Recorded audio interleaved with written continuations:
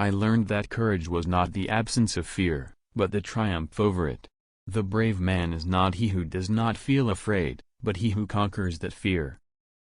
Education is the most powerful weapon which you can use to change the world. The greatest glory in living lies not in never falling, but in rising every time we fall. To be free is not merely to cast off one's chains, but to live in a way that respects and enhances the freedom of others.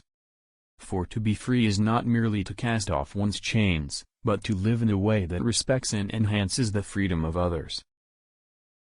A good head and a good heart are always a formidable combination. Resentment is like drinking poison and then hoping it will kill your enemies. No one is born hating another person because of the color of their skin, or their background, or their religion.